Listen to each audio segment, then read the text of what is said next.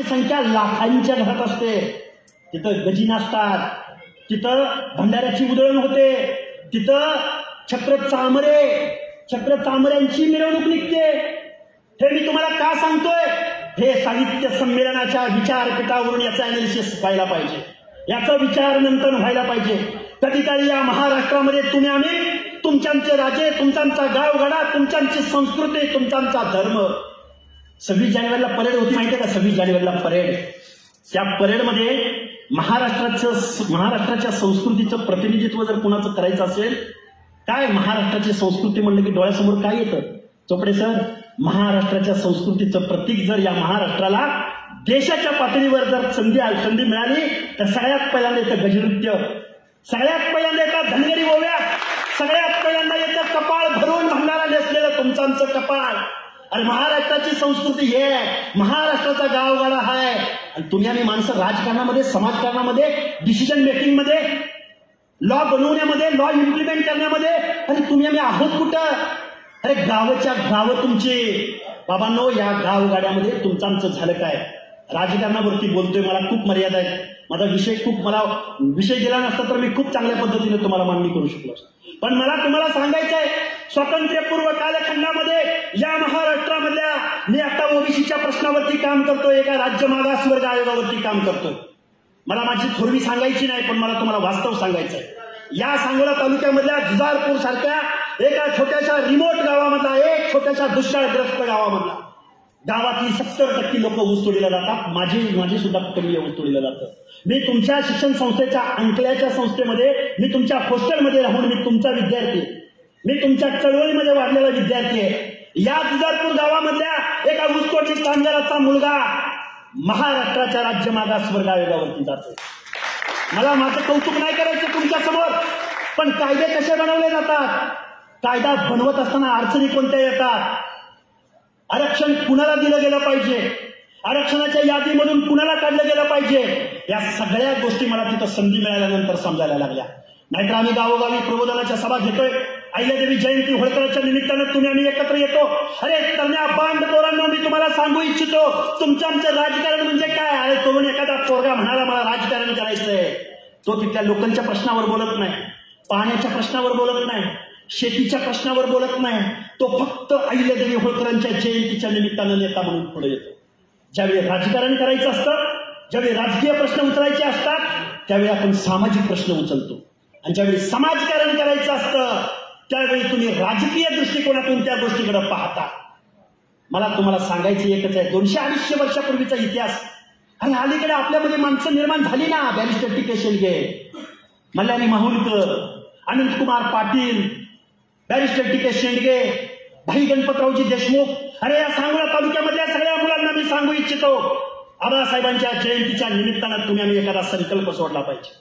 त्यांची जयंती या महाराष्ट्राला तुम्ही आम्ही त्यांचा वारसा कधीतरी कुठेतरी या विचारपीठावरून तुम्ही आम्ही सांगितलं पाहिजे. हे सगळं मी तुमच्या समोर का मानतोय? स्वातंत्र्यपूर्व कालखंडामध्ये तुम्ही आम्ही माणसं घडत होतो, तुम्ही आम्ही माणसं वाढत होतो. महाराष्ट्राचा संयुक्त महाराष्ट्र, या महाराष्ट्रामध्ये एक अग्रेसर फुले शाहू आंबेडकरांचं महाराष्ट्र निर्माण होत होतं. पण तुम्ही आम्ही त्यामध्ये कुठं होतो? तुम्ही आम्ही त्यामध्ये कुठं होतो? तुम्ही आम्ही डोंगराच्या कुशीला मेंढपाळीचा व्यवसाय करत होतो. तुम्ही आम्ही तुमच्या आमच्या ज्या दुष्काळग्रस्त भागामधल्या 10-20 एकरापासून 100 एकरापर्यंत जमिनी होत्या, त्या जमिनी कशा बागायत होतील त्याकडे तुम्ही आम्ही लक्ष देत होतो. तुम्ही आम्ही शिक्षणापासून दूर जात होतो, तुम्ही आम्ही राजकारणापासून दूर जात होतो. तुम्ही आम्ही प्रामाणिक माणसं, तुम्ही आम्ही एकनिष्ठ माणसं, तुम्ही आम्ही गावातल्या गावगाड्यामधल्या एखाद्या नेत्याची मंडलिकत्व पत्करल्यानंतर तुम्ही आम्ही माणसं, अरे त्यांचं मंडलिकत्व तुम्ही आम्ही किती प्रामाणिकपणानं पाळलं. चोपडे सर आमची माणसं म्हणतात, हाके सर आमचं हाड वाटलं नाही. आमच्या आज्यानं पण एकच बाजू धरली होती, माझ्या बापानं पण एकच बाजू धरली, आणि माझं सुद्धा हाड वाटलं नाही. अरे म्हणजे गुलामगिरी पत्करावी, ती किती प्रामाणिकपणे पत्करावी, त्याचं उदाहरण म्हणजे माझा धनगर समाज आहे. काय इथली साहित्य, या मराठी साहित्याच्या विश्वामध्ये भोळा धनगर, धसमुसळा धनगर, येडा धनगर, अरे ही तुमची आमची प्रतिमा या महाराष्ट्राच्या साहित्यामध्ये यावी आणि तुम्हाला त्याचं काही सुद्धा वाटू नये. अरे बाबांनो, या विचार करण्यासारख्या गोष्टी आहेत. म्हणून साहित्य संमेलनाच्या विचारपीठावरून या गोष्टीचं कुठंतरी विचार मंथन झालं पाहिजे. मी या सांगोला तालुक्यामधला आहे चोपडे सर. माझ्या सांगोला तालुक्यामध्ये कोळा, जुनोनी, जुजारपूर ही जी तुमच्या आमची बहुसंख्येने असणारी गावं आहेत, या गावामध्ये सर एखादा पाटलाचा माणूस आला तर तो पाटील आपल्या पाहुण्याला म्हणतो, या इनामदार बसा, या देशमुख पाटील बसा, या पाटील यावर्षी किती खंडी गहू झालं तुमच्या, ज्वारी झाली, बाजरी झाली. चोपडे सर, तुमची आमची माणसं वाड्या वस्त्यावरची गावात एकत्र आली ना, तुमच्या आमच्या आडनावाला पण पडनावं पडलं. कोळेकरांचं पडनाव आग लावे. मी विचारानं बोलतोय, कोणावर टीका नाही करत. अरे कोळेकर म्हणजे इथल्या संस्कृतीमधले कोळेकरांचं पडनाव आग लावे. मुलं मागे, घटक मुद्दे. आमची पडनावं काय? मुलं मागे, घटक मुद्दे, शेंबडे. अरे या गावगाड्यामध्ये इथल्या व्यवस्थेमध्ये ज्या समाजाला हजारो वर्षांचा इतिहास आहे, तुम्ही म्हणाल हाके सर असंच बोलताय का, हजारो वर्षाचा इतिहास आहे? अरे या महाराष्ट्रामधली जेवढी शिवलिंगाची मंदिर आहेत, पुण्यश्लोक अहिल्यादेवी होळकरांचं बोलत नाही मी, अहिल्यादेवी होळकरांच्याही अगोदर हजारो वर्ष या महाराष्ट्रामधल्या जेवढ्या पर्वतरांगा आहेत, जेवढी म्हणून महादेवाच्या पिंडी आहेत, त्या सगळ्या पिंडी माझ्या पशुपालक धनगर समाजानं वसवलेल्या आहेत. माझ्या सिद्धरामेश्वरापासून, आमच्या खरसुंडीच्या सिद्धनाथापासून, अरे हर एक माझा महादेव असून, महादेवाच्या त्या यात्रा भरल्यानंतर आमच्या माळशिरसच्या वाघमोडे पाटलांचा पहिला मान असतो तिथं. माझा धुळोबा असेल, अरे माझा खंडोबा असेल. अरे ही दैवत कुणाची आहे? ही दैवत पशुपालक धनगर समाजाची आहेत. मी नाही सांगत, तुम्हाला वाटतं धनगराचा आहे म्हणून जातीय अभिनिवेशानं बोलतो. नाही, राचिन ढेरे नावाच्या माणसानं हे लिहून ठेवलंय. राचिन ढेरे नावाच्या माणसानं संशोधन केलंय. त्या माणसाचं पुस्तक आता आउट ऑफ प्रिंट आहे. ते पुस्तक या महाराष्ट्रामध्ये कुठं मिळत नाही. आणि तुम्ही आम्ही यावरती उठाव केला पाहिजे. आमची संस्कृती काय आहे, आमचा धर्म काय आहे, आम्ही नक्की आहोत कुठं इतरांच्या तुलनेमध्ये, याचा विचार होतो तुमचा आमचा? याचा अजिबात विचार होत नाही. बाबांनो, या गोष्टी मांडायच्या म्हटलं, कोण होता? जर्मनीमधून आलेला गुंथर सोनखायमर नावाचा जर्मनीचा संशोधक होता. त्या जर्मनीच्या संशोधकानं गुंथर सोनखायमरनं माझ्या आरेवाडीच्या बिरोबावरती लेखन केलं, मानदेशाच्या संस्कृतीवरती लेखन केलं, माझ्या या महाराष्ट्रामधल्या तुमच्या आमच्या धनगरांच्या रूढी परंपरा रीतिरिवाजाचा अभ्यास केला. जर्मनीमधला संशोधक महाराष्ट्रामध्ये येतो. महाराष्ट्रामध्ये आल्यानंतर गोपूजनीय किंवा पशुपालक धनगर समाजाचं संशोधन करतो. या विचारपीठावरून जेवढी म्हणून जाणती माणसं आहेत, अभ्यासू माणसं आहेत, त्या माणसांना मी सांगू इच्छितो, त्या गुंठर बाबांनो, तुम्ही आम्ही तुमचं आमचं झालं काय? तुम्हाला आम्हाला ना संस्कृती ना इतिहास. काय बोलतोय मी? तुमची आमची समृद्ध संस्कृती आहे, तुमचा आमचा खूप मोठा वारसा आहे. तुमचं आमचं काय आहे?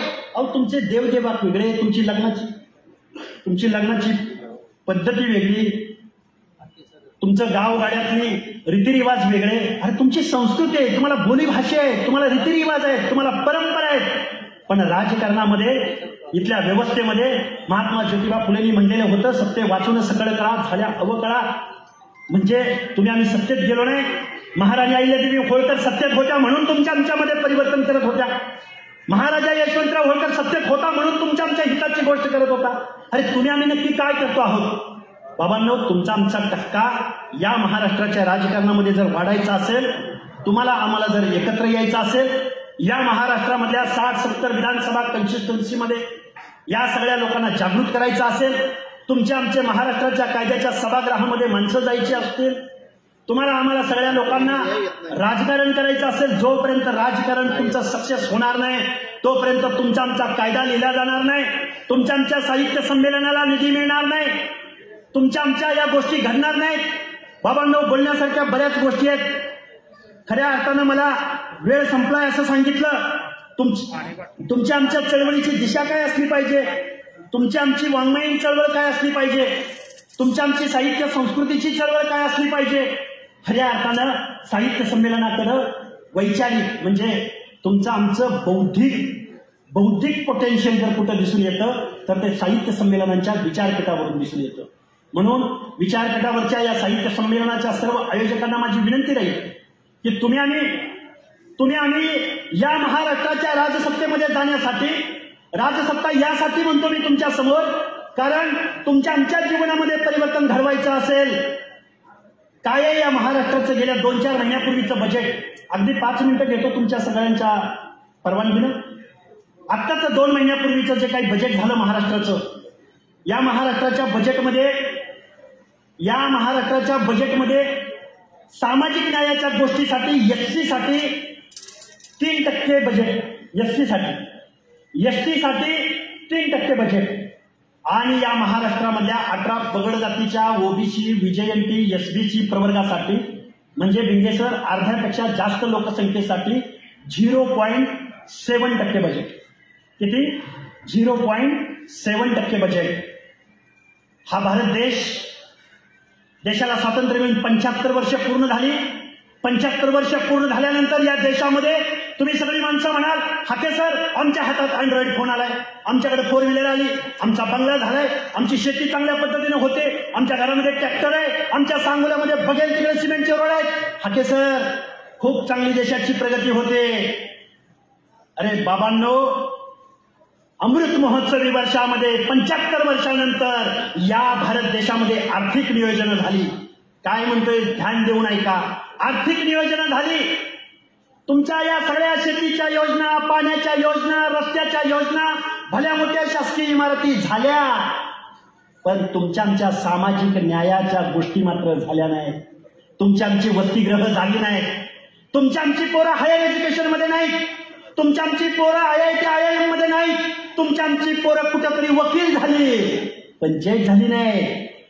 रिझर्वेशनच्या माध्यमातून तुम्हाला आम्हाला चतुर्थ श्रेणी, आमच्यात शिक्षक एवढे झाले, आमच्यात पोलिस एवढी झाली, आमच्यामध्ये वकील एवढी झाली, पण आमच्यामध्ये जज होऊ शकत नाही, आमच्यामध्ये प्रिन्सिपल होऊ शकत नाही, आमच्यामध्ये राज्याच्या सचिवालयामध्ये माणसं जाऊ शकत नाहीत, केंद्राच्या सचिवालयामध्ये माणसं जाऊ शकत नाहीत. बाबांनो, मला तुम्हाला सांगायचं एवढंच आहे, अरे या महाराष्ट्रामध्ये तुम्ही आम्ही स्वातंत्र्यपूर्व कालखंडामध्ये डॉक्टर बाबासाहेब आंबेडकरांना समजून घेतला नाही. बाबासाहेब आंबेडकर गावगाड्यामध्ये म्हणायचे, माळ्यानं, साळ्यानं, कोळ्यानं, केल्यानं, हातकऱ्यानं, धडगरानं, समजेलानं, वंजरानं, अरे मी तुम्हाला आरक्षण देणार आहे, 340व्या कलमानं वेळ देणार आहे. तुम्ही तुमची माहिती, तुमचं मागासले पण तुम्ही सांगा. पण आमच्या माणसांनी स्वतःला मागास म्हणून घ्यायला नकार दिला.